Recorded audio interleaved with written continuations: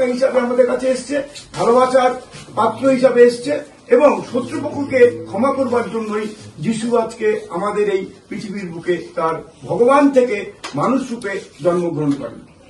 এবং আমরা দেখতে পাই বিভিন্ন সময় তার মধ্যে এই যে চিন্তাধারা, তোমরা জানো সবাই যে বিভিন্ন সময় আমরা দেখতে পাই যে যীশুখ্রিস্ট কিন্তু তোমরা এত মানুষের জন্য এত কিছু করেছে। যদিও যত কত মহাপুরুষ রয়েছে তারা সবাই আমরা দেখতে পাই ত্রাণকর্তার হিসাবে এসছে। রামকৃষ্ণকে আমরা দেখেছি, বিবেকানন্দকেও দেখেছি এবং বিভিন্ন রকম গুরুদেবকেও আমরা দেখতে পাই, পূর্ণানন্দজিকেও দেখেছি। সুতরাং এরা ত্রাণ পরিত্রাণের জন্য এবং কিভাবে মানুষের মধ্যে এই যে দলাদলি, মানুষের মধ্যে শত্রুতা, হানাহানি, এগুলো থেকে কিভাবে মুক্ত করা যায় তার জন্য কিন্তু যীশুখ্রিস্ট আজকের দিনে আমাদের এই ধরাধামে অবতীর্ণ হয়েছিলেন। তো যাই হোক, আমরা যেটা মনে করি সেটা হচ্ছে স্নেহের প্রতীক, পরিত্রাণের প্রতীক, ভালোবাসার প্রতীক এবং দান কর্মের প্রতীক হিসাবে এবং শত্রু মিত্র সবাইয়ের মধ্যে সদ্ভাব এবং ভালোবাসার মৈত্রীর বন্ধন গড়ে উঠুক, এই জন্যই যিশুর আবির্ভাব। তাই আজকে এই দিনটাকে আমরা বড়দিন হিসাবে পালন করি, তার এই জন্মদিন হবে। ভালোবাসা, ভক্তি, প্রেম, স্নেহ এবং দান এগুলো যদি তোমাদের মধ্যে না থাকে, আমরা একে অপরের মধ্যে কি করি?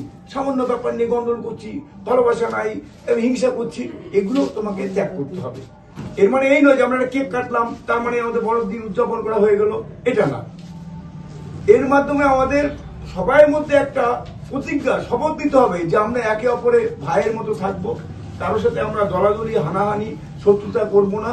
সাময়িকভাবে যদি নিজের মনে আসেও, তাও সেটা কিভাবে নিষ্পত্তি ঘটানো যায় সেদিকে আমাদের লক্ষ্য রাখতে হবে।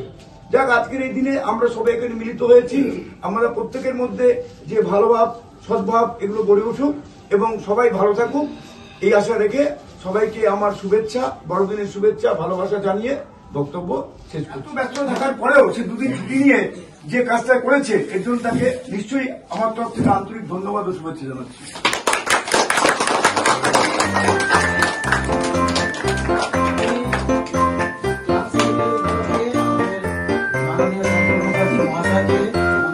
সভাপতি আজকে